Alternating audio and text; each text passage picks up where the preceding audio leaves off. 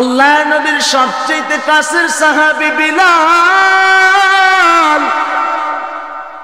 রাসূলের নিযুক্ত করা মুয়াজ্জিন বিলাল। সাথে সাথে রাসূলের ওফাত হয়ে গেল। রাসূলকে যখন সমস্ত কাজ সম্পন্ন করে রাসূলকে যখন রওজার মধ্যে রেখে দেওয়া হল,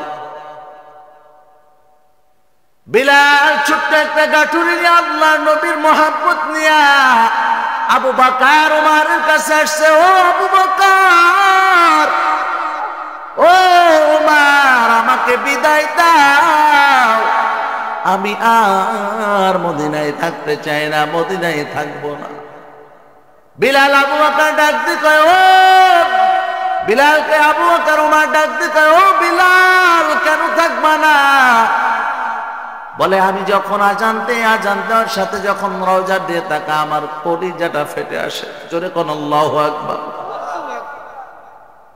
সাথে সাথে ডাক দিয়ে কয়, বিলাল, আল্লাহর নবীকে তুমি মহাব্বত করো, আমরা কি মহাব্বত করি না? আপনারা বলেন, আবু বকর ওমরও মহাব্বত করতো কি করতো না? আওয়াজ দিয়ে বলতে হবে, করতো কি করতো না? এ মুসলমান ইমানদার, তারাও মহাব্বত করতো। কিন্তু বিলাল ডাক দিয়ে কয়, আমার মহাব্বত আর তোমাদের মহাব্বত আকাশ পাতাল ব্যবধান। আমি যখন আজান দেই, আজানটা দেওয়ার পর আজান শেষ করে যখন আমি রওজা মুবারকে দিয়ে তাকাই, আমি বিলালের বুকটা ফেটে ফেটে আসে। বিলাল, আমি কান্না ধরে রাখতে পারি না। আমি চিন্তা করি, আমি যখন আগে আজান দিতাম আমার নবী আসতো, নামাজ পড়তো, আমার রাসূল এসে আমাকে বলতো, বিলাল দাঁড়াও, ইকামত দাও। আমি ইকামত দিতাম, রাসূল ইমামতি করতো, আমি রাসূলের মুয়াজ্জিন। আর আজকে যখন আমি আজানটা দেই, আমার নবী তো আর মসজিদে আসে না রে আবু বকর, আমার নবী তো আর আসে না রে ওমর। এই জন্য তো আমার কলিজাটা ফেটে আসে। আমি আজান দিয়ে যখন রওজা দিয়ে তাকাই, আমি চোখের পানি ধরে রাখতে পারি না, আমার কান্না চলে আসে। এই জন্য আমাকে বিদায় দাও। আবু বকর ওমর ডাক দিয়ে কয়, যদি অন্য কোনো সমস্যা থাকে বলো, বাইতুল মাল থেকে মাল দেয়া দেব। বিলাল ডাক দিয়ে কয়, ও আবু বকর, আমার অভাব পূরণ করতে পারবা না? জোরে বলেন আল্লাহু আকবার। এ মুসলমান ইমানদার, রাসূলের আশিক কত বড় সাচ্চা আশিক, রাসূলের এত বড় আশিকের এত বড় পাগল। এই বিলালের ব্যাপারে ঘটনা এমন পাওয়া যায়, বিলালের জবানটা এত স্পষ্ট ছিল না, আজান দিতে পারতো না। এত সুন্দর জবান তার ছিল না, আজান দিত কোনো মতে বেঁধে বেঁধে আজান দিত। এ মুসলমান ইমানদার, অনেক সময় আমরা চিন্তা করি, যার কণ্ঠ যত ভালো, কণ্ঠ দিয়ে যত ভালো আলোচনা করে, মানুষ তার দিকে ঝুঁকে পড়ে। এরে পাগলের দল,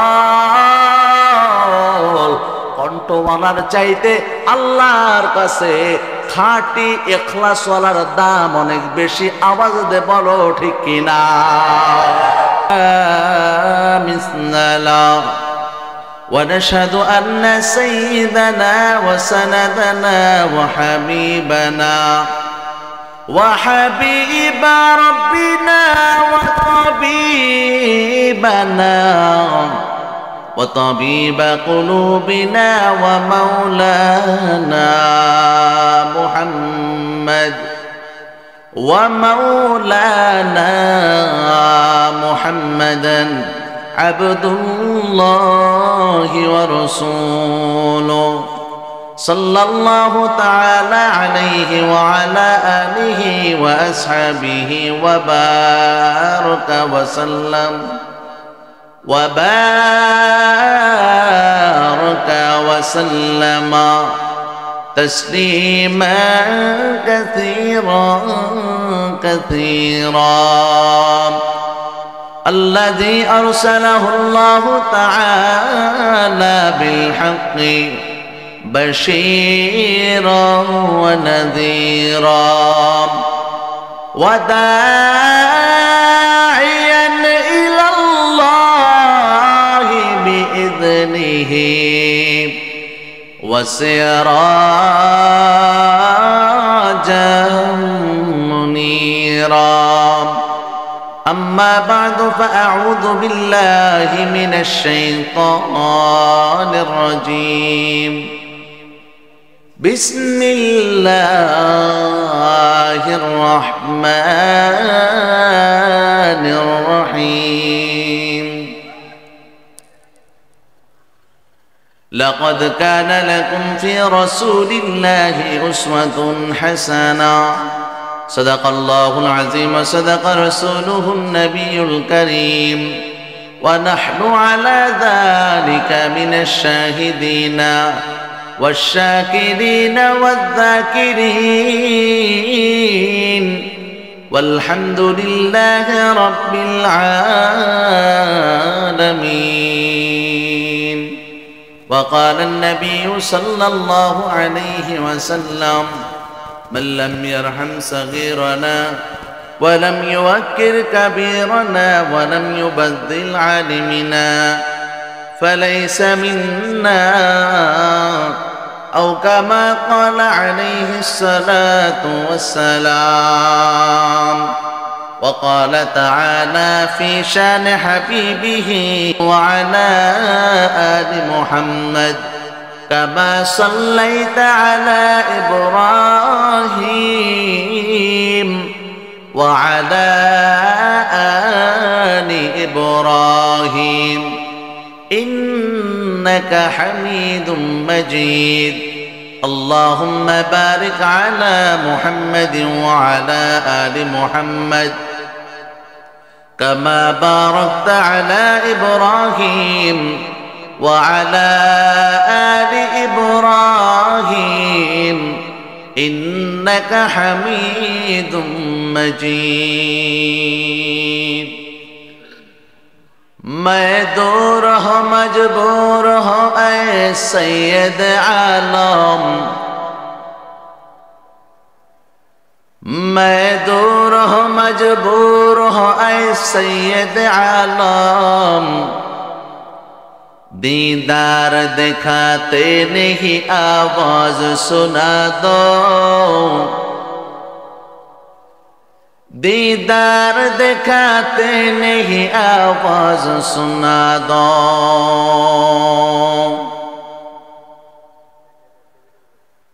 मैं सूरत यूसुफ को नहीं चाहने वाला मैं सूरत यूसुफ को नहीं चाहने वाला मैं कैस के मानंद नहीं आशिक लैला मैं कैस के मानंद नहीं आशिक लैला मैं आशिक मौला हूँ मेरा इश्क दीवाना मैं आशिक मौला हूँ मेरा इश्क दीवाना ये जुमला जहाँ जिसके तजल्ली से उजाला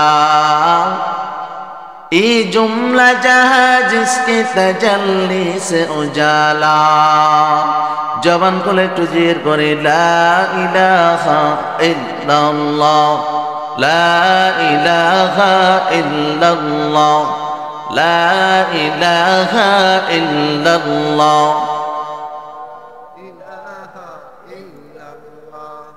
لا إله إلا الله হাতে করে হাতের কাম পায়ে করে পায়ের কাম মুমিন মুসলমান মোহাব্বতের সাথে ডাকো তোমার মাওলার নাম লা ইলাহা ইল্লাল্লাহ জোরে লা ইলাহা ইল্লাল্লাহ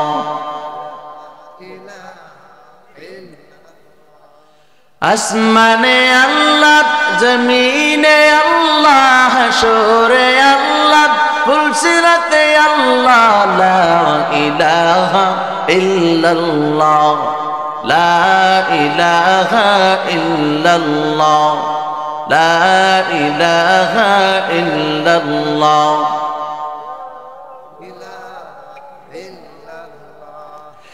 لا إله ইল্লাল্লাহু মুহাম্মাদুর রাসূলুল্লাহ সাল্লাল্লাহু আলাইহি ওয়াসাল্লাম। আলহামদুলিল্লাহ। দক্ষিণ গোপালপুর পশ্চিমপাড়া জামে মসজিদ ও যুব সমাজের উদ্যোগে 10ম বার্ষিক ইসলামী মহাসম্মেলনের উপস্থিত সম্মানিত সভাপতি, প্রধান অতিথি, বিশেষ অতিথি, মুআজ্জাজ মুকাররম জাতির মাথার মুকুট, আল উলামা ও ওয়ারাসাতুল আম্বিয়া, গ্রামের বিভিন্ন ঘর থেকে, এলাকার আশেপাশ থেকে ছুটে আসা আল্লাহ পাক রব্বুল আলামিনের আশিকিন, জাকিরিন, শাকিরিন, মুহিব্বিন, মুরব্বান আওয়াম, কলিজার টুকরা আমার সমবয়সী যুবক বন্ধুগণ, স্নেহের ছোট ভাই, পর্দার আড়ালে অবস্থানরতা শ্রদ্ধেয় সম্মানিতা মা ও বোনেরা, মহান আল্লাহর দরবারে লাখো কোটি শুকর ও সুজুদ, যেই মহান আল্লাহ পাক রব্বুল আলামিন আমাদেরকে অত্যন্ত মহাব্বত করে, অত্যন্ত ভালোবেসে দ্বীনের নিসবতে কিছু দ্বীনি আলোচনা করা, শোনার তৌফিক দান করেছেন এবং এমন একটা মজলিসে উপস্থিত করে দিয়েছেন। এই জন্য সকলে ইমানের আওয়াজে, উচ্চ স্বরে এক আওয়াজে কালিমাতুশ শুকর আদায় করি, বলি আলহামদুলিল্লাহ।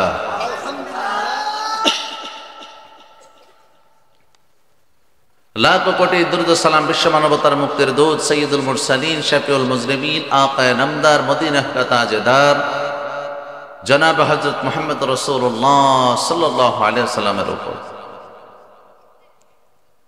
বিশেষ করে আমার আগে আলোচনা করেছেন আপনাদের এলাকার গর্ব, আপনাদের এলাকার রত্ন মুফতি আমানুল্লাহ আমানী সাহেব দামাত বারাকাতুহু, খতিব জয়নাবাড়ি জামে মসজিদ, হেমায়েতপুর, সাভার, ঢাকা। তার আগে আলোচনা করেছিলেন মুফতি সাইফুল ইসলাম রকিব সাহেব, তিনিও শুধু ঢাকা থেকে আগত। বিশেষ করে আজকে আপনাদের এই সামনে উপস্থিত হওয়া, আমার সফর সময়টা কই দেখেন তো, বিশেষ করে আপনাদের এখানে আজকে উপস্থিত হওয়ার পিছনে সবচেয়ে বড় অবদান আপনাদের এলাকার রত্ন আমানুল্লাহ আমানী, তার অবদান। আলোচনা করতেছিল, আমি আসলে শুধু জানি সে ওয়াজ করতে পারে, আলোচনা করতে পারে, তবে তার আলোচনা যে এত সুন্দর আমি হয়তোবা এই পাশাপাশি থেকে না শুনলে বুঝতে পারতাম না। আপনাদের কাছে ভালো লাগছে না? সত্য বলবেন, লাগছে না? আমার মনে হচ্ছিল যে আমি এ কথা বলি যে যত সময় আছে তার চাহাত অনুযায়ী চালাক, আরো সময় যদি আলোচনা করতো আপনারা শুনতেন না? শুনতেন না? মাশাআল্লাহ। আল্লাহ তার হায়াতের মধ্যে বরকত দান করুক, জোরে বলেন আমিন। এবং শুধু তাই নয়, আপনাদের এই দক্ষিণ গোপালপুর পশ্চিম পাড়াটাকে যেন তার মাধ্যমে পুরা দেশব্যাপী ভিন্নভাবে চেনে। আল্লাহ কবুল করুক, জোরে কোন আমিন। আল্লাহ আমানুল্লাহ আমানীকে পুরা বাংলাদেশ না, শুধু সারা বিশ্বের জন্য দ্বীনের খেদমতের জন্য কবুল করুক, সকলে জোরে কোন আমিন। তো আজকে আমরা এখানে লম্বা সময় ধরে আলোচনা শুনতেছিলাম। আপনাদের তো অনেক ক্লান্তি, অনেক খারাপ লাগতেছে, হ্যাঁ? এই যে মোহাব্বত আপনারা বসেছেন, এটা একমাত্র কার জন্য? আর আওয়াজ দিয়ে বলতে হবে, কার জন্য? আল্লাহর জন্য আমরা এখানে বসে আছি, দুনিয়ার কোনো মানুষকে সন্তুষ্ট করার জন্য না। কথা বলেন ঠিক ঠিক না?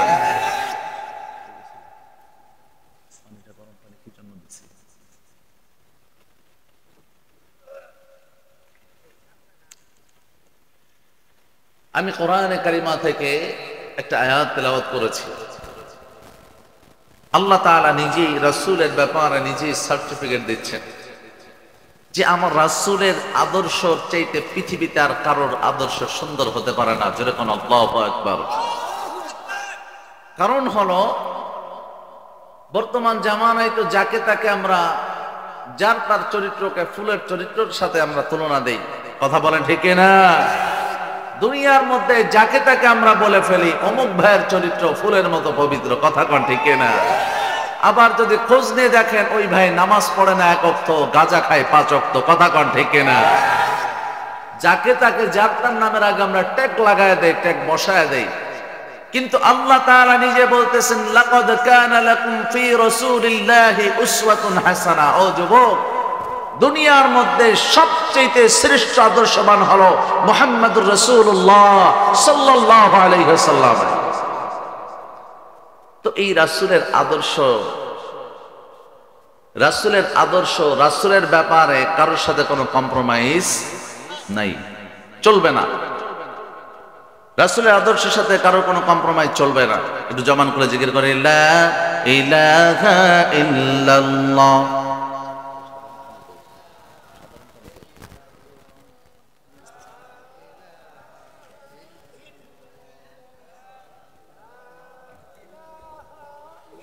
লা ইলাহা ইল্লাল্লাহ।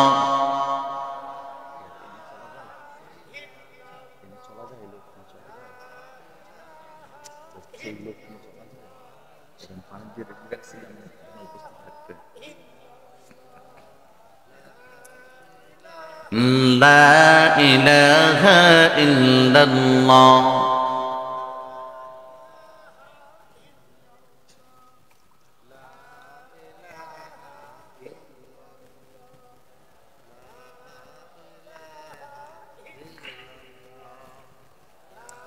লা ইলাহা ইল্লাল্লাহ মুহাম্মাদুর রাসূলুল্লাহ সাল্লাল্লাহু আলাইহি ওয়াসাল্লাম। বেরামাত আল্লাহর নবীর ব্যাপার আল্লাহ তাআলা ডাক দে কয় লাকাদ কানা লাকুম ফি রাসূলিল্লাহি উসওয়াতুন হাসানাহ। আল্লাহ নিজে সার্টিফিকেট দেয়, ও দুনিয়ার ইমানদার, দুনিয়ার মধ্যে সবচেয়ে চরিত্রবান, সবচেয়ে আদর্শওয়ালা মানুষ একমাত্র সেটা হলো মুহাম্মদুর রাসূলুল্লাহ সাল্লাল্লাহু আলাইহি ওয়াসাল্লাম। তার মতো এত চরিত্রওয়ালা আর এত আদবওয়ালা পৃথিবীর মধ্যে আর কেউ নাই। এ মুসলমান ইমানদার, ও নেত্রকোনার মুসলমান, একটু দিলটা লাগায় দেন। আজকে রাতে এখানে বসে আছেন একমাত্র আল্লাহর রাসূলের এবং আল্লাহর মোহাব্বতে। আওয়াজ দিয়ে বলেন ঠিক কি না? এই শীতের রাতের মধ্যে মানুষ এখানে বসে আছে, ভালো কোনো বিছানা নাই, পাতলা একটা চটের উপরে মানুষ বসে আছে। এর পিছনে আল্লাহ আল্লাহ রাসূলের মোহাব্বত। আওয়াজ দিয়ে বলেন ঠিক কি না? এ মুসলমান ইমানদার, আল্লাহ নবীর ইজ্জতের ব্যাপারে কোনো কম্প্রোমাইজ হবে না। আল্লাহ নবীর ইজ্জতের উপর যদি কখনো কোনো বেঈমান আঘাত করে, সেটা যেই হোক না কেন, যত বড় পাওয়ারফুল ক্ষমতাবান হোক না কেন, মুসলমান ইমানদার তার দাঁত ভাঙা জবাব দিতে প্রস্তুত আছে। কথা বলো ঠিক কিনা? ভাইরা আমার, আল্লাহ নবীর ব্যাপারে আল্লাহ তাআলা ডাকতে কয় নবী আমার, ওয়া ইন্নাকা লাআলা খুলুকিন আযীম। ও নবী আমার, আপনার চাইতে এত আদর্শওয়ালা আর এত দামি চরিত্রওয়ালা পৃথিবীর মধ্যে কেউ নাই। আল্লাহ নবীকে আল্লাহ অন্য আয়াতের মধ্যে কয় নবী আমার, ওয়ামা আরসালনাকা ইল্লা রাহমাতাল লিল আলামিন। ও নবী, আপনাকে আল্লাহ পাক রব্বুল আলামিন গোটা জগতের জন্য রহমত বানাইছেন, গোটা জগতের জন্য রহমত। আমার আগে আলোচনা করতেছিল আল্লাহ নবীর মার গর্ভতে যখন আসছে রাসূল তার মায়ের জন্য রহমত হয়ে গেছে। কথা কোন ঠিক কেটে না? এ মুসলমান ইমানদার, আরবের মানুষ কন্যা সন্তান যখন জন্ম নিত, জীবিত তাদেরকে পুঁতে ফেলা হতো। আল্লাহ নবী আসার পর এটা বন্ধ করেছে। আল্লাহ নবী নারীদের জন্য রহমত। কথা কোন ঠিক কেটে গেল? এ মুসলমান ইমানদার,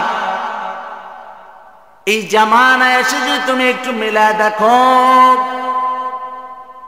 শুধুমাত্র আল্লাহ নবীর চরিত্রটাকে আমরা ফলো করার কারণে, রাসূলকে আমাদের আদর্শ বানানোর কারণে মুসলমান অনেক সময় রাসূলের ইজ্জতের দিয়ে তাকায়। কত মানুষ চাইলে তো সাথে সাথে যে কোনো জায়গায় প্রতিবাদ করতে পারে, একটা গালি দিতে পারে, কিন্তু যখন চিন্তা করে না আল্লাহ নবীর মহাব্বতের আদর্শ, দাড়িটা আমার মুখের মধ্যে আছে, রাসূলের আদর্শের লম্বা পাঞ্জাবিটা গায়ের মধ্যে আছে, রাসূলের আদর্শের টুপিটা আমার মাথার মধ্যে আছে, এই মুসলমান সাথে সাথে প্রতিবাদ করতে পারে না। কথা বলেন ঠিক কিনা? আল্লাহ নবীকে আমাদের অন্তর দিয়ে ভালোবাসার দরকার আছে না নাই? সবার আওয়াজ দিয়ে বলবেন আছে না নাই? এ মুসলমান ইমানদার, আল্লাহ নবীকে কত ভালোবাসে সাহাবায়ে কিরাম, আল্লাহ নবীর প্রতি কত মায়ার, কত ভালোবাসা।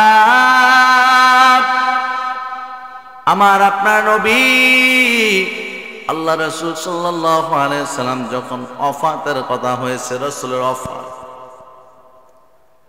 ওমরের মতো এত বড় জালালি মেজাজ ওরা মানুষ মদিনার মধ্যে লম্বা করে ভাষণ দেয়, আল্লাহ নবীর মৃত্যুর ব্যাপারে কেউ কথা বলবা না, কারণ ওমরের মতো মানুষও ডাক দিয়ে কয় রাসূলের মৃত্যু আমি সহ্য করতে পারি না। জোরে কোন আল্লাহু আকবার। এই ওমর তো আল্লাহ নবীর কল্যাণের জন্য গেছিল, কথা ঠিক না? ওই ওমর রাসূলের আদর্শ দেখার পর, রাসূলের মায়া ভালোবাসা পড়ার পর ওমর পরিবর্তন হয়ে যায়। ওমরের মতো মানুষ কয় খবরদার রাসূলের মৃত্যুর কথা বলবে না। মুসা আলাইহিস সালাম যখন আল্লাহর সাথে সাক্ষাতে গেছিল, আল্লাহর সাথে সাক্ষাতে যাওয়ার পর মুসা নবী যেমন বেহুশ হয়ে গেছিল, আমার রাসূল আল্লাহর সাথে সাক্ষাতে গেছে, বেহুশ হয়ে গেছে। খবরদার কারোর জবান থেকে রাসূলের মৃত্যুর আওয়াজ দেবে না। কারোর জবান থেকে যদি মৃত্যুর আওয়াজ দাও, আমি ওমরের তরবারি তার কল্লাটা ফালায় দেবে, কল্লাটা তার শরীর থেকে আলাদা করে ফেলবে। ভাইয়েরা আমার, সাহাবায়ে কেরাম রাসূলকে যেভাবে অন্তরে ধারণ করছে, যেইভাবে রাসূলকে মহাব্বত করছে, এইভাবে আমার আপনার ভালোবাসার দরকার আছে না নাই? তুমি অন্তরে, তুমি নয়নে, তুমি জীবনে, তুমি মরণে,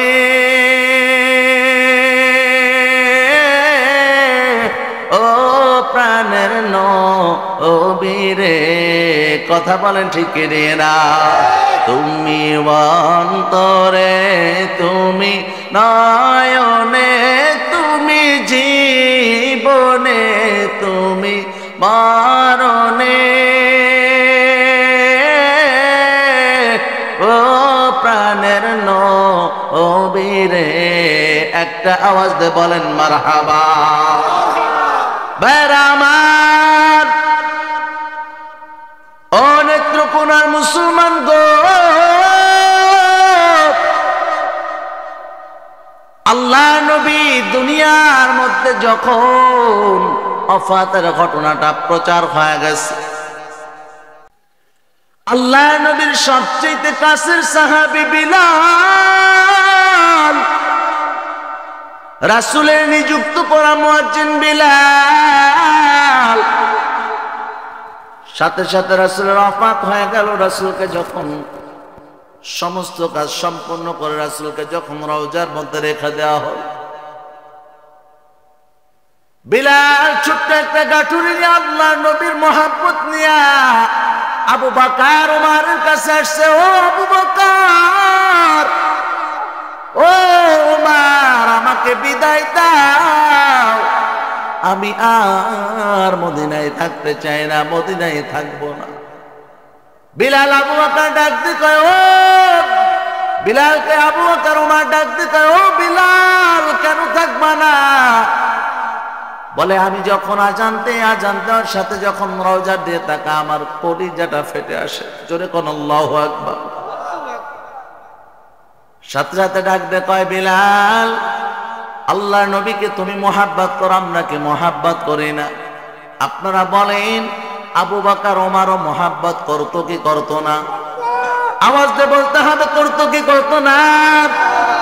এ মুসলমান ইমানদার, তারাও মোহাব্বত করতো। কিন্তু বিলাল ডাক দে কয়, আমার মোহাব্বত আর তোমাদের মোহাব্বত আকাশ পাতাল ব্যবধান। আমি যখন আজান দেই, আজানটা দেওয়ার পর আজান শেষ করে যখন আমি রওজা মুবারকে দিয়ে তাকাই, আমি বিলালের বুকটা ফেটে ফেটে আসে। বিলাল, আমি কান্না ধরে রাখতে পারি না। আমি চিন্তা করি, আমি যখন আগে আজান দিতাম আমার নবী আসতো, নামাজ পড়তো, আমার রাসূল এসে আমাকে বলতো বিলাল দাঁড়াও, ইকামত দাও। আমি ইকামত দিতাম, রাসূল ইমামতি করতো। আমি রাসূলের মুয়াজ্জিন। আর আজকে যখন আমি আজানটা দেই, আমার নবী তো আর মসজিদে আসে না রে আবু বকর, আমার নবী তো আর আসে না রে ওমর। এই জন্য তো আমার কলিজাটা ফেটে আসে। আমি আজান দিয়ে যখন রওজা দিয়ে তাকাই, আমি চোখের পানি ধরে রাখতে পারি না, আমার কান্না চলে আসে। এই জন্য আমাকে বিদায় দাও। আবু বকর ওমর ডাক দে কয়, যদি অন্য কোনো সমস্যা থাকে বলো, বাইতুল মাল থেকে মাল দেয়া দেব। বিলাল ডাক দে কয়, ও আবু বকর, আমার অভাব পূরণ করতে পারবা না? জোরে বলেন আল্লাহু আকবার। এ মুসলমান ইমানদার, রাসূলের আশিক কত বড় সাচ্চা আশিক, রাসূলের এত বড় আশিকের এত বড় পাগল। এই বিলালের ব্যাপারে ঘটনা এমন পাওয়া যায়, বিলালের জবানটা এত স্পষ্ট ছিল না, আজান দিতে পারতো না। এত সুন্দর জবান তার ছিল না, আজান দিত কোনো মতে বেঁধে বেঁধে আজান দিত। এ মুসলমান ইমানদার, অনেক সময় আমরা চিন্তা করি যার কণ্ঠ যত ভালো, কণ্ঠ দিয়ে যত ভালো আলোচনা করে, মানুষ তার দিকে ঝুঁকে পড়ে। এরে পাগলের দল,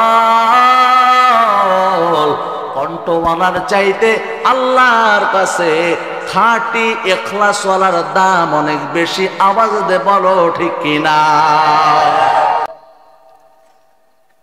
বিলালের কণ্ঠ ভালো ছিল না। সাহাবায়ে কেরাম আসছে আল্লাহর নবীর কাছে, ইয়া রাসূলুল্লাহ, ও নবী আমার, এই যে বিলাল আজান দেয়, আজানটা আমাদের বুঝতে কষ্ট হয়, নতুন একজন মুয়াজ্জিন দেন। আল্লাহর নবীর মনের ইচ্ছাও ছিল না যে বিলালকে পরিবর্তন করবে, তবে সাহাবীরা বলছে, এই জন্য আল্লাহর নবী তাদের কথা ফেলতেও পারেন না, রাসূল পরিবর্তন করছে। পরের দিন ফজরের সময় হয়ে গেছে, নতুন মুয়াজ্জিন ফজর আজান দেয়, ফজর আজান হয়ে গেছে। মুসলমান ইমানদার, বিলাল যে মায়ার মোহাব্বত নিয়ে আজান দেয়, নতুন সাহাবী নতুন মুয়াজ্জিন কি ওই মায়া নিয়ে আজান দিতে পারছে?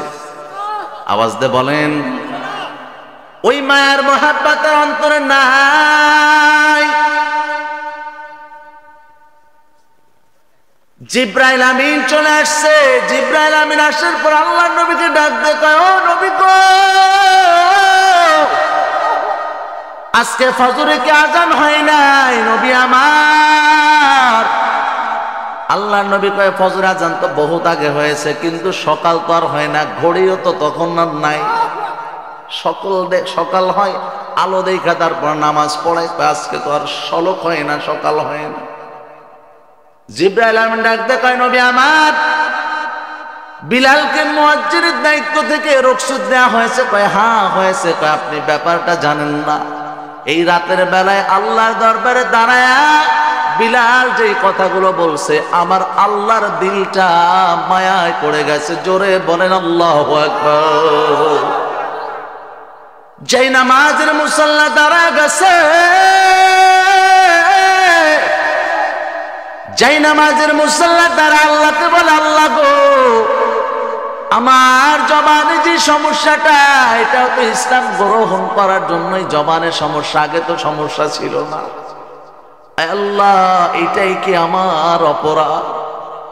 আল্লাহ তাআলা ভিতর থেকে বলে, ও বিলাল, তোর টেনশন করার দরকার নাই, কারণ তুই বিলালের আজান আমি আল্লাহর কাছে না আসলে আর সকাল হবে না। আল্লাহ নবীকে ডাক দিত, নবী গো, আপনার বিলাল যদি আজান না দেয়, আপনার বিলালের আজানের অপেক্ষায় আল্লাহ তাআলা নিজে অপেক্ষমান হয়ে আছে। আল্লাহু আকবার। আপনার বিলাল আজান দিবে, বিলাল যদি আজকে আজান না দেয়, কিয়ামত যদি হয়ে যায় আর কখনো সকাল হবে না। আল্লাহু আকবার। ভাইরা আমার, আল্লাহ নবীকে এই কথা বলার পর আল্লাহ নবী মুসলিম হাসলেন, বিলাল দিয়ে তাকালেন, বলেন বিলাল দ্রুত যাও, সুসংবাদ, দ্রুত আজানটা দেয়া দাও, কারণ তুমি যদি আজান না দাও আজকে আর সকাল হবে না। বিলাল আর দেরি করে নাই, দৌড়ে আজান দিছে, সাহাবায়ে কেরাম নামাজ পড়ছে। আরে এ তো সেই বিলাল, যেই বিলালের আজানের অপেক্ষায় স্বয়ং আল্লাহ থাকে।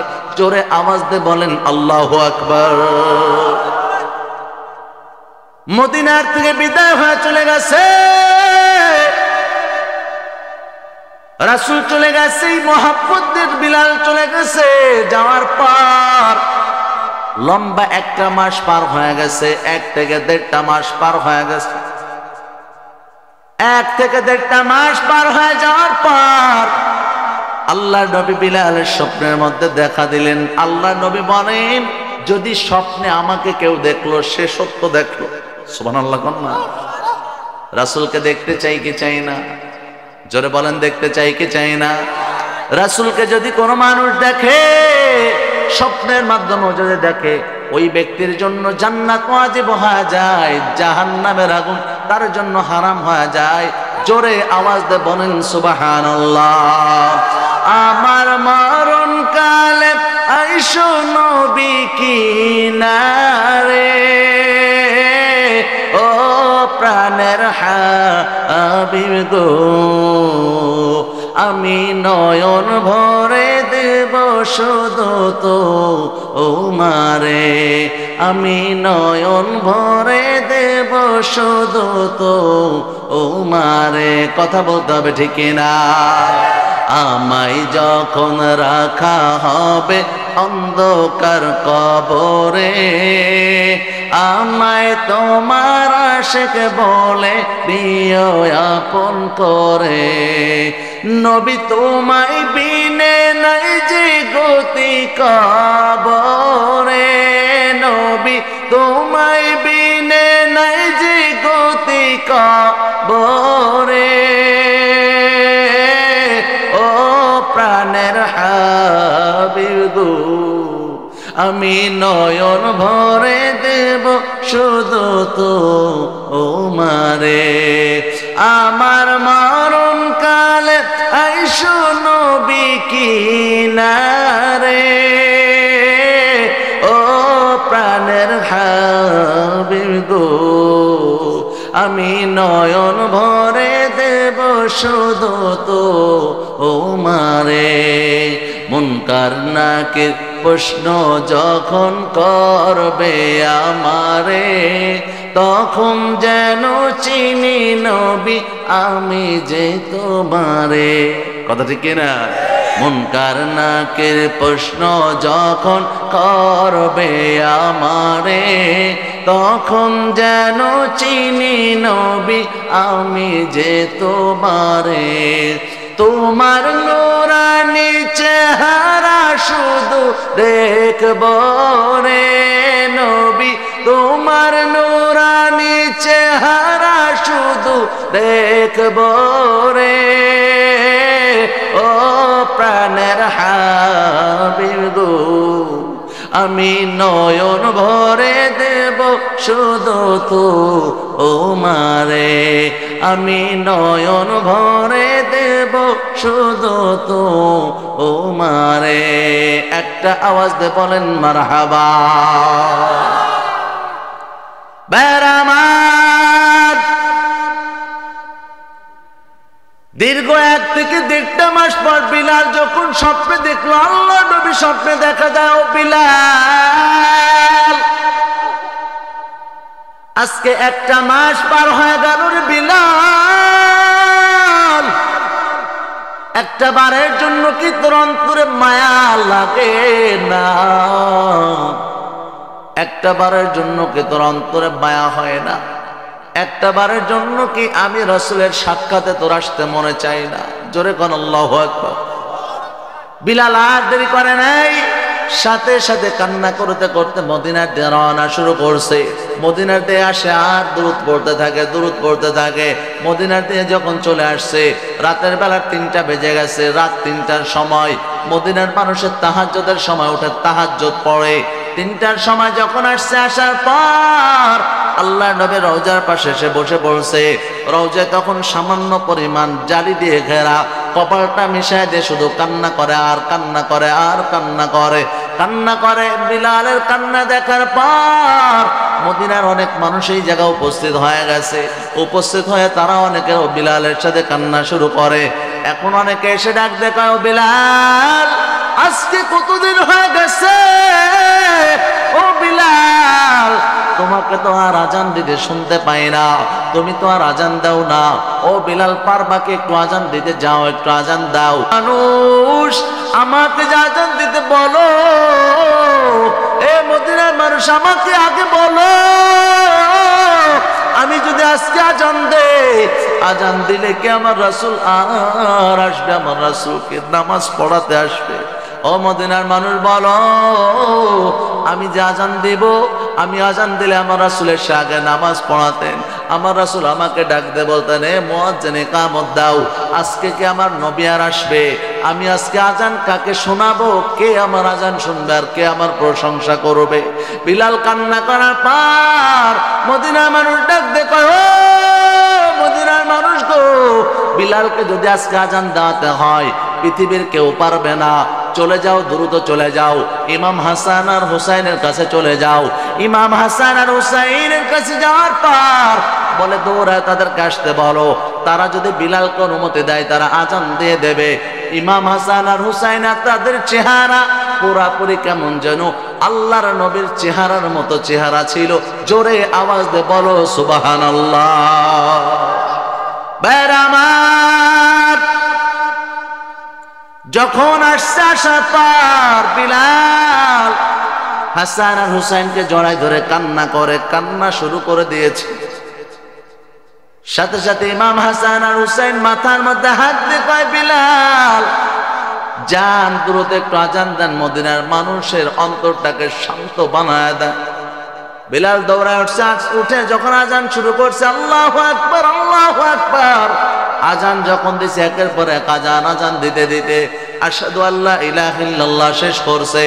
আশহাদু আন্না মুহাম্মাদুর রাসূলুল্লাহ বলে যখন আওয়াজ দিছে, আওয়াজ দেওয়ার পর বিলাল একবার আশহাদু আন্না মুহাম্মাদুর রাসূলুল্লাহ বলার পর রওজা মুবারকে দিয়ে আবার তাকায়, তাকায়, শুধু মায়ার নজরে আর তাকায়, মায়ার নজরে তাকায়, আর চোখ থেকে পানি বের হয়, চোখ থেকে পানি বের হয়, চোখ থেকে পানি বের হয়।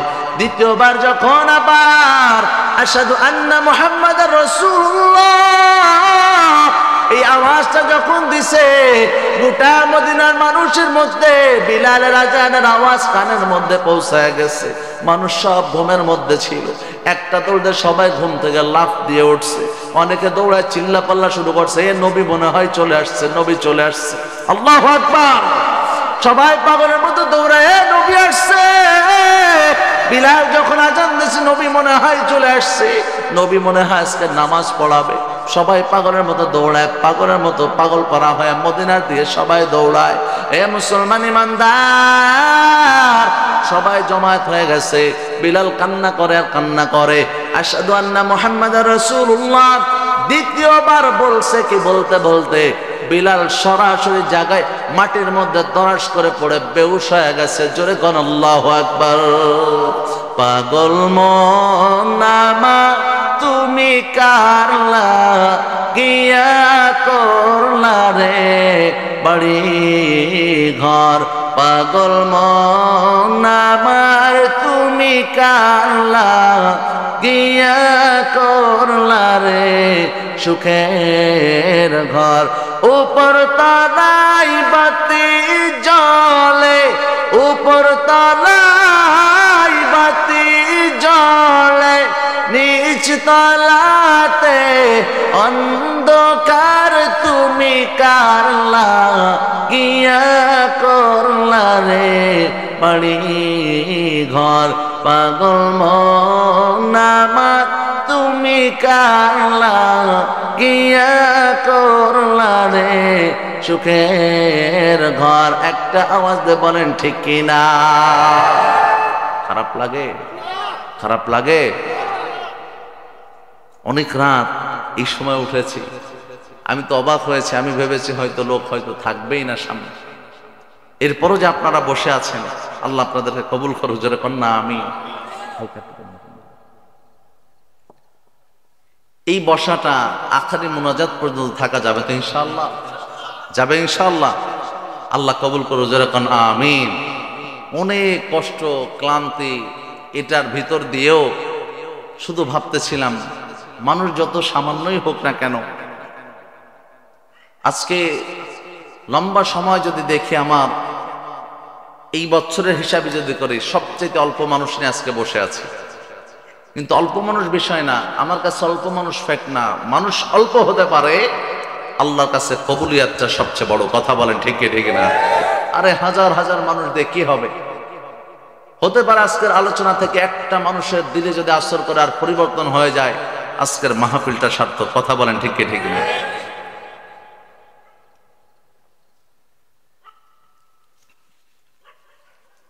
এই জন্য আলোচনা করতে হবে ইখলাসের সাথে। মানুষকে আলোচনা শোনাতে হবে এভাবে যাতে করে মানুষগুলোর মধ্যে কিছু পরিবর্তন আসে। লম্বা চড়া মানুষ থাকবে, অনেক বেশি জমায়েত হবে না, এটা শুধু লৌকিকতা, মানুষ দেখানো মাত্র। কথা বলেন ঠিক কি ঠিক না? মুসলমান আল্লাহ রাসূলের ইজ্জত সাহাবা ইকরাম যেভাবে রক্ষা করেছে, সাহাবা ইকরাম এখন নাই, এই ইজ্জত রক্ষা করার দায়িত্ব এখন কাদের?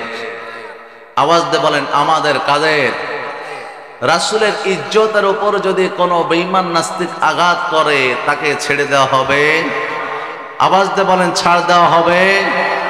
শুধু তাই নয়, আল্লাহ রাসূলের ইজ্জতের উপর আঘাত তো দূরের কথা, সামান্য পরিমাণ কটু বাক্য যদি কোনো জবান থেকে বের হয়, সে জবান আমরা কেটে দেব ইনশাআল্লাহ। বর্তমান জামানার মধ্যে প্রত্যেকটা মাহফিলের স্টেজ থেকে প্রত্যেকটা আলোচককে মানুষকে সতর্ক করার প্রয়োজন আছে। বর্তমান সময়টা এমন চলছে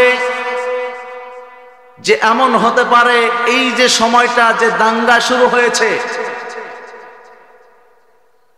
ইসকন নামক যে একটা উগ্রবাদী হিন্দু দল আছে, এটা হতে পারে গাজওয়ায়ে হিন্দ পর্যন্ত পৌঁছাতে পারে। কথা বলেন ঠিক কিনা?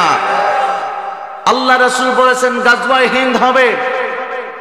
গাজওয়ায়ে হিন্দে যারা উপস্থিত হবে, যারা শরীক হবে, যারা শাহাদাত বরণ করবে, আল্লাহ রাসূল বলেছেন তারা সকলেই জান্নাতি। সুতরাং প্রত্যেকটা মুসলমানের দিলের মধ্যে তামান্না থাকা প্রয়োজন, গাজওয়ায়ে হিন্দের জন্য আল্লাহ আমাদেরকে শরীক করে। সকলে বলেন আমিন। এখন একটা কথা আপনাদেরকে বলি, আমরা সকলে বলতেছি বাংলাদেশ স্বাধীন হয়েছে। কথা বলেন ঠিক কি ঠিক না? আরে স্বাধীন যদি হয়ে থাকে, তাকায় দেখেন চট্টগ্রামের একজন উকিলকে কিভাবে হত্যা করা হয়েছে। কথা বলো ঠিক কিনা?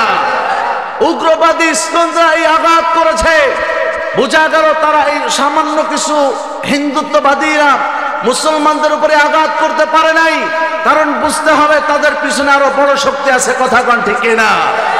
দেশ থেকে যত ফেসিবাদ বিদায় হয়েছে না কেন, এখনো পর্যন্ত তার চাইতে বড় কোনো গাছ এ দেশের মধ্যে রয়েছে, যার কারণে ইসকনদেরকে উস্কানি দিচ্ছে। এই জাতীয় লোকদেরকে খুঁজে বের করে জনগণের সামনে প্রকাশ্যে তাদেরকে ফাঁসির কাষ্ঠে ঝুলানো প্রয়োজন। কথা বলো ঠিক কিনা? মুসলমান ইমানদার, গত রাতের মধ্যে একটা ভিডিও দেখলাম, আমার চোখের মধ্যে পড়লো, আমি অবাক হয়ে গিয়েছি। ইন্ডিয়ার হিন্দুত্ববাদীরা, দাদা বাবুর দলেরা বাংলাদেশের বর্ডারের কাছে চলে আসছে। বর্ডারের কাছে এসে বলতেছে যে আমরা বাংলাদেশের মধ্যে ঢুকবো, বাংলাদেশের উপর আক্রমণ করব। তাদের ভিতরে এই স্পর্ধা আর এই সাহসটা কে ঢুকালো? আরে এখনো পর্যন্ত দেশের মধ্যে তাকায় দেখেন, অনেক পীর এমন আছে যারা খানকা নিয়ে বসে আছে। কথা বলো ঠিক কিনা? অনেক মুহাদ্দিসরা আছে শুধু হাদিসের দর্শ নিয়ে বসে আছে। আপনাদেরকে বলছি শুধুমাত্র পীর আর পেট পূজার ধান্দা বাদ দিয়ে মুসলমান মুসলিম উম্মাহদের সপক্ষে মুসলমানদের ঈমান রক্ষার্থে আল্লাহ রাসূলের ইজ্জত রক্ষার্থে এখনই সময় আপনাদেরকে ময়দানে নামতে হবে। কথা কন ঠিক কিনা? অন্যথায় এমন সময় আসবে, তারা আজকে বাংলাদেশের সীমান্তের কাছে আসছে, অন্যথায় এমন সময় আসবে বাংলাদেশে আরে পীর তো দূরের কথা, কোন আলেম বেঁচে থাকবে না। প্রত্যেকটা টুপিওয়ালাকে আর দাড়িওয়ালাকে ধরে ধরে তারা হত্যা করবে। কথা বলো ঠিক কিনা?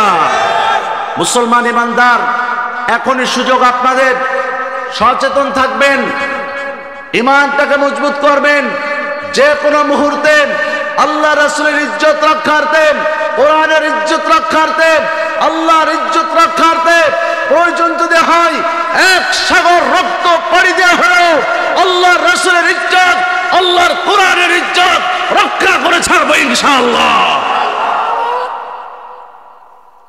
উনরা চিন্তা করেছে দাদা বাবুরা, আরে মুসলমানদেরকে চিন্তা করছে হয়তো মুসলমানদেরকে একটা ভিসকি দিলেই মুসলমান শান্ত হয়ে যাবে। আরে মুসলমান কি অস্ত্রের পাওয়ারে চলে? আরে কথা বলেন না কেন? মুসলমানের পাওয়ার কি অস্ত্রের পাওয়ার? গৌর গোবিন্দর মসনাদ ধ্বংস হয়ে গেছে শাহজালালের আল্লাহু আকবারের ধ্বনিতে। কথা কোন ঠিক কিনা? বেঈমান নাস্তিকদের শক্তি তাদের অস্ত্র বল, মুসলমানদের শক্তি অস্ত্র বল নয়। ছাগলের শক্তি তার শিংয়ের মধ্যে। কথা বলে ঠিক কিনা? আর সিংহের শক্তি তার শিংয়ের মধ্যে না, সিংহের শক্তি হলো তার গর্জনের মধ্যে। কথা বলো ঠিক কিনা? মুসলমানের শক্তি অস্ত্রবলের মধ্যে না, মুসলমানের শক্তি নারায়ে তাকবীর আর আল্লাহু আকবারের ধ্বনির মধ্যে। কথা বলো ঠিক কিনা? তোমরা যদি এখন থেকে নারায়ে তাকবীর আল্লাহু আকবার স্লোগান দিতে পারো আর গাজওয়ায়ে হিন্দের প্রস্তুতি নিয়ে থাকতে পারো, আল্লাহর কসম করে বলছি সারা বিশ্বের মধ্যে আবার ইসলামের পতাকা আবার উত্তোলন হবে। কথা বলো ঠিক কিনা? আল্লাহু আকবার। ইসলামের শত্রুরা হুঁশিয়ার সাবধান, ইসলামের শত্রুরা হুঁশিয়ার সাবধান। নারায়ে তাকবীর, আল্লাহু আকবার। দিন ইসলাম, দিন ইসলাম জিন্দাবাদ, জিন্দাবাদ। দিন ইসলাম, দিন ইসলাম জিন্দাবাদ, জিন্দাবাদ। নারায়ে তাকবীর, আল্লাহু আকবার। শেষ একটা পয়গাম, সেটা হলো যে সমস্ত মানুষ মুসলমানদের উপর আঘাত করেছে, প্রকাশ্যে আদালত থেকে টেনে বের করে এমন ভাবে কুপিয়ে হত্যা করেছে, এমন সাহস স্পর্ধা কেউ করতে পারে নাই। কথা কোন ঠিক কিনা? ডক্টর ইউনূস সাহেবকে বলছি, আরো যারা উপদেষ্টা আছেন, দ্রুত বাংলাদেশকে ইসকন মুক্ত করতে হবে। কথা বলো ঠিক কিনা? বাংলাদেশ এমন একটা রাষ্ট্র যেখানে মুসলমান সমস্ত ধর্মের মানুষ থাকবে, মুসলিম থাকুক, হিন্দু থাকুক, বৌদ্ধ থাকুক, আমাদের কোনো সমস্যা নাই। তবে উগ্রবাদী কোন পন্থী দেশের মধ্যে জায়গা পাবে না ইনশাআল্লাহ। যদি এটাকে আপনারা আইনটাকে দ্রুত করতে ব্যর্থ হন, বাংলাদেশের মুসলমান যেভাবে 5 আগস্টকে একটা এদেশের জন্য নজির করে রেখেছে, এ মানুষ যদি আবারও রাস্তায় নেমে আসে, তাদের দাবি যদি আদায় করতে চায়, আল্লাহর কসম করে বলছি তারা পালানোর পথ পেয়েছে। ডক্টর ইউনূস সহ উপদেষ্টা মহল যারা আছে তারা পালাবার পথ পাবে না ইনশাআল্লাহ। আল্লাহ আমাদের সকলকে কবুল করুক। জোরে বলেন আমিন। খারাপ লাগতেছে? প্রস্তুত থাকবেন ইনশাআল্লাহ, প্রস্তুত থাকবেন। এত বড় সাহস কিভাবে হয়? আর এখনো পর্যন্ত আমাদের আলেম ওলামারা তারা বিভিন্ন দল দল দল দিয়ে তারা পড়ে আছে। আর ওদিকে ইন্ডিয়ার অবস্থাকে তারা এটা বুঝতেছেন, নিজেদের মধ্যে আর ভেদাভেদ আর মারামারি কত চলবে, কত গোতাগুতি আর কাদা ছোড়াছড়ি চলবে। এরপরও যদি আলেম ওলামারা এক না হয়, এর চাইতে কপাল পোড়া আর হতভাগা আর কেউ, এই জাতি এর চাইতে হতভাগা আর কখনো হতে পারে না। আল্লাহ সকলকে বুঝদান করে। জোরে বলেন আমিন। ভাইরা আমার,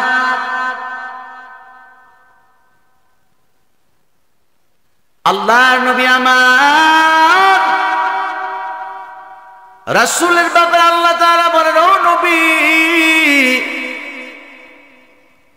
দুনিয়ায় যতদিন আপনি ছিলেন, আপনি থাকার পর দুনিয়ার মধ্যে আপনার উম্মতের দায়িত্ব আপনার হাতে ছিল, আপনার হাতে দেওয়া হয়েছিল।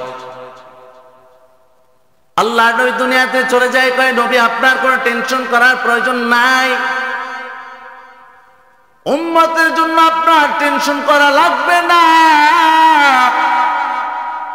আপনার উম্মতের জিম্মাদারি এতদিন আপনার উপরে ছিল, আজ থেকে আপনার উম্মতের জিম্মাদারি আমি আল্লাহ নিজে হাতে নিয়ে নিলাম। জোরে কোন সুবহানাল্লাহ। আমাদের জিম্মাদার কে? এ মুসলমান, একটা আওয়াজ দিয়ে বলো, আল্লাহর নাম জবানতে নিচু করবেন না, আওয়াজ দিয়ে বলেন কে? আমাদের জিম্মাদার আল্লাহ। আল্লাহ তাআলা আমাদের জিম্মাদার। আল্লাহ নবীর চাচাতো ভাই জাফর ইবনে আবি তালেব মুতার যুদ্ধের মধ্যে ১৫০০ মাইল দূরে যুদ্ধে অবস্থান করছে। ইসলামের পতাকাকে উঁচু করার জন্য ডান হাত দ্বারা কালেমার পতাকাটাকে উঁচু করছে।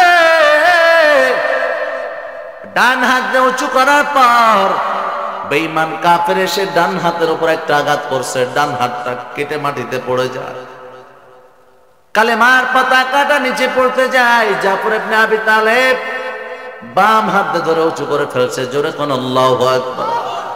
বাম হাত দিয়ে উঁচু করছে, উঁচু করার পর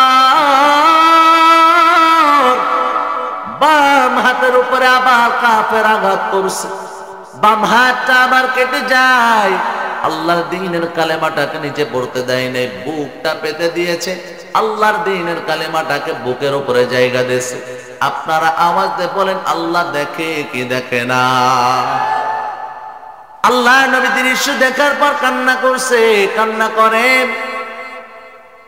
জিবরাইল আমিন উপস্থিত হয়ে যাও, নবী আমার কান্না করতেছেন কেন? তাই দেখো, আমার চাচাতো ভাইয়ের 2টা হাত কাটায় ফেলছে, তাকে কত নির্মম ভাবে শহীদ করা হয়।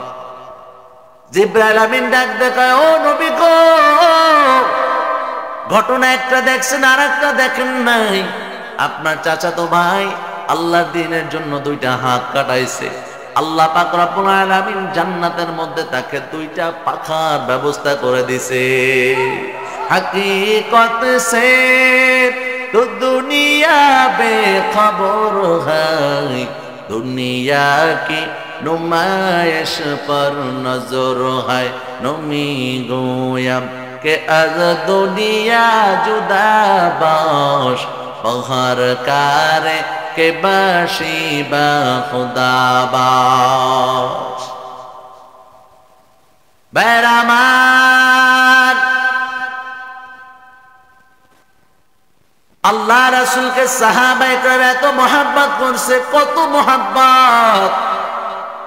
আল্লাহর নবী এইভাবে সাহাবীদেরকে নিয়ে বসে আছেন।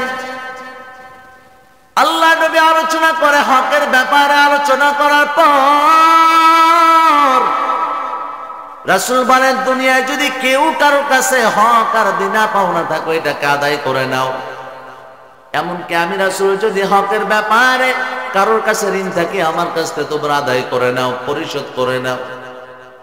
সাহাবায়ে কেরাম ডাক দেখায়, ইয়া রাসূলুল্লাহ, ইয়া হাবিবাল্লাহ, আপনি আবার কার কাছে নবী, আপনি আবার কার কাছে ঋণ হতে পারেন? কারণ আল্লাহ নিজে ডাক দিয়ে কয়, ইন্না ফাতাহনা লাকা ফাতহাম মুবিনা। এই সূরাটার মধ্যে আল্লাহ তাআলা ডাক দিয়ে কয়, নবী আমার, আপনার জীবনে কোনো গুনাহ নাই, আপনার জীবনে কোনো গুনাহ নাই। আল্লাহ তাআলা এরপরে বলেন, বিগত দিনের সামনে কখনো আপনার দ্বারা কোনো গুনাহ হবে না। জোরে একটা আওয়াজ দিয়ে বলেন আল্লাহু আকবার। ভাইরা আমার, এই রাসূল নিজে বলতেছেন, হকের ব্যাপারে কেউ যদি কারোর কাছে এমন হয়, আদায় করে নাও, পরিশোধ করে নাও। নবী আমার একজন সাহাবী হাত উঁচু করছে, ইয়া রাসূলুল্লাহ, ইয়া হাবিবাল্লাহ, আপনি তো আমার কাছে ঋণ আছেন, সাহাবা একরাম তাকায় পড়ছে, কারণ রাসূল তো কারোর কাছে ঋণ থাকতে পারে না। সাহাবী কেন হাত উঁচু করছে? উঁচু করার পর আল্লাহ নবী তাকে ডাকলেন, সামনে আসেন।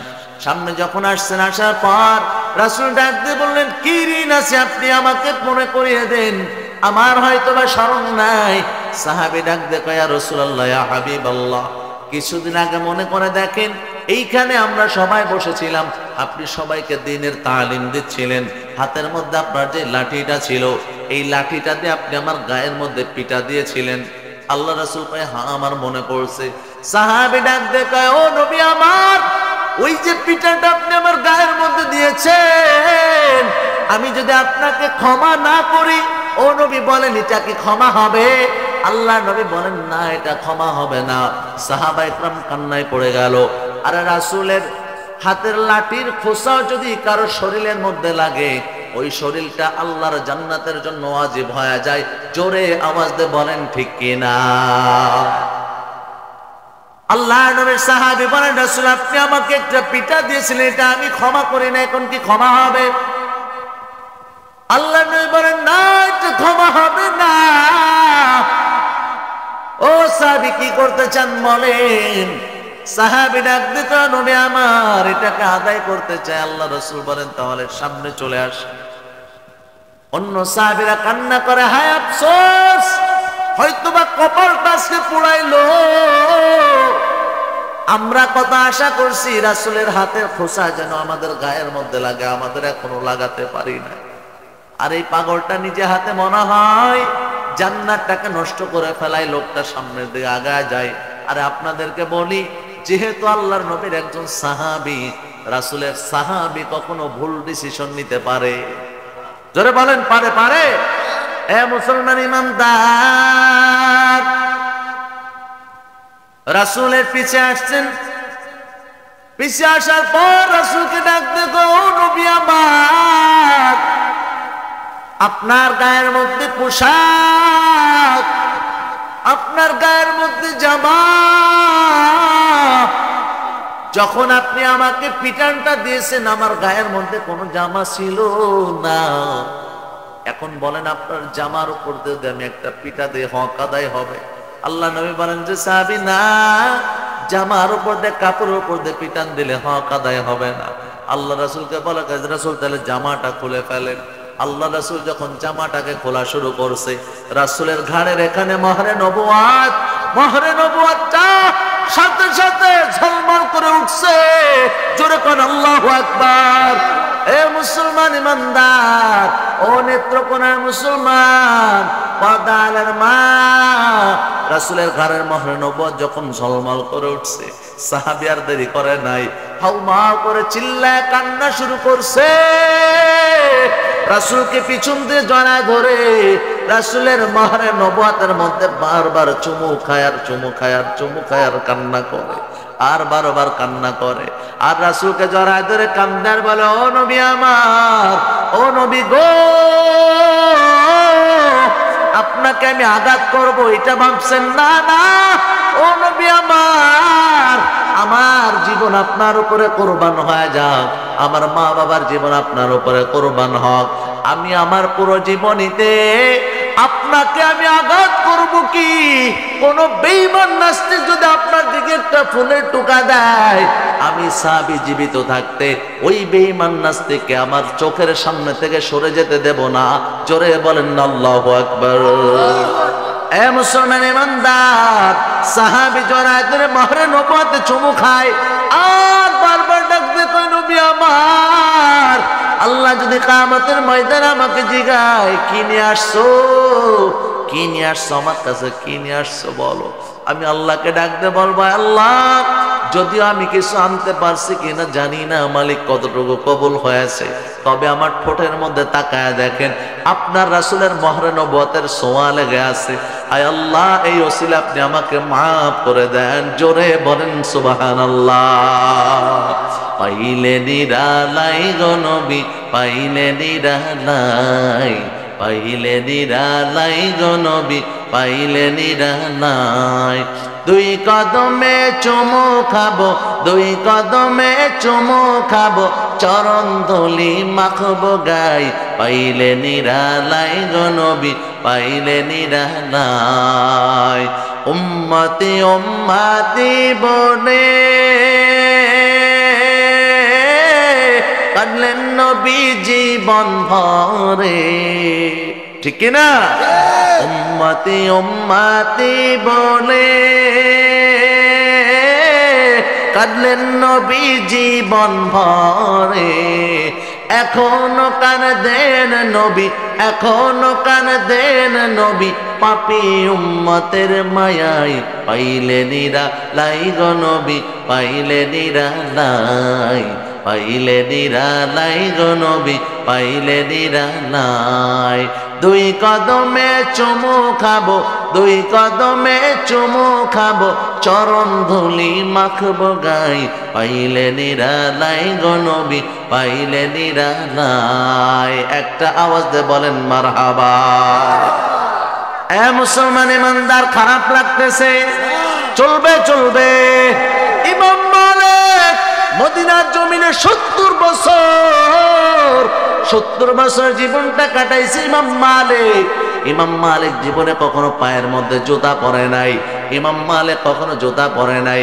মদিনার মানুষ ডাক দিয়ে কয়, ও ইমাম মালিক গো, পায়ের মধ্যে কেন জুতা পরেন না? ইমাম মালিক ডাক দিয়ে কয়, ও মদিনার মানুষ, আমি পায়ের মধ্যে জুতা পরি না কেন জানো? কয় কেন? কয় আমি মদিনার জমিনের মধ্যে যেখানেই নাকটা লাগায় সেখান থেকে আমি মদিনা বলার ঘেরান টের পাই। জোরে কোন আল্লাহু আকবার। এ মুসলমান ইমানদার, কি পরিমাণ মায়ার, কি পরিমাণ মোহাব্বত আল্লাহর নবীকে তারা করছে। আমি একটা হাদিস আপনাদের সামনে পেশ করেছিলাম। আল্লাহর নবী বলেন 3টা গুণ যার মধ্যে থাকবে না সে আমার উম্মত হবে না। কয়টা গুণ? জোরে আওয়াজ দিয়ে বলেন কয়টা গুণ? আল্লাহ নবী বলেন 1 নাম্বার, মাল্লাম ইয়ারহাম সাগীরানা ওয়ালাম ইউকির কাবীরানা ওয়ালাম ইউবাজ্জিল আলিমিনা ফালাইসা মিন্না। আল্লাহ নবী বলেন 1 নাম্বার, যারা ছোটদেরকে স্নেহ করবে না, ছোট বাচ্চাদেরকে স্নেহ করার দরকার আছে না নাই? জোরে বলেন আছে না নাই? আল্লাহ নবী বলেন ছোট বাচ্চাকে স্নেহ কর, কারণ এই ছোট বাচ্চাটা এমন একটা সময় হতে পারে যুগ শ্রেষ্ঠ একজন আল্লাহওয়ালা হতে পারে। কথা কোন ঠিক কি না? হতে পারে এই ছোট বাচ্চাটা যুগ শ্রেষ্ঠ একজন আলেম আল্লামা মামুনুল হক হতে পারে। কথা বলো ঠিক কি না? এ মুসলমান ইমানদার, এই জন্য ছোট বাচ্চাদেরকে স্নেহ করার দরকার আছে। আল্লাহ নবী ছোট বাচ্চাদেরকে দেখতেন, দেখার আগে রাসূল, তাদের আগে রাসূল নিজে সালাম দিতেন। আল্লাহু আকবার। রাসূল নিজে সালাম দিতেন। রাসূল বলেন ছোট বাচ্চাদেরকে স্নেহ করবা। স্নেহ করবা কেন জানো? কারণ হতে পারে এটা যুগ শ্রেষ্ঠ আল্লাহওয়ালা হবে, যুগ শ্রেষ্ঠ একজন আলেম হবে। অথচ আজকে তাকায় দেখো আমাদের দেশের কত মসজিদ এমন আছে, মসজিদের মধ্যে যদি শুক্রবারে ছোট বাচ্চারা ঢোকে, ওক্তীয় নামাজে যদি ছোট বাচ্চারা ঢোকে, মসজিদ থেকে ইমাম সহ মুসল্লিরা ধমক দেয়, এমন মসজিদ আছে না? না আছে? আছে? এই অঞ্চলে নাই? আছে? খবরদার। আল্লাহ নবী বলেন মসজিদের পিছন কাতার থেকে যদি বাচ্চাদের কান্নার আওয়াজ না পাও, তাহলে পরবর্তী প্রজন্মকে ভয় করো, এগুলার নামাজি হবে না। আমার ভাষায় আমি বলবো, এগুলো তখন হয়ে দাঁড়াবে বাংলা ভাইয়ার ইরশাদ শিকদার। কথা বলেন ঠিক কি না? ভাইরা আমার, আল্লাহ রাসূল নামাজে দাঁড়ায় গেছেন, পিছন থেকে ছোট বাচ্চাদের কান্নার আওয়াজ যখন রাসূলের কানের মধ্যে আসছে, রাসূল তিলাওয়াত ছোট করে দিয়েছে।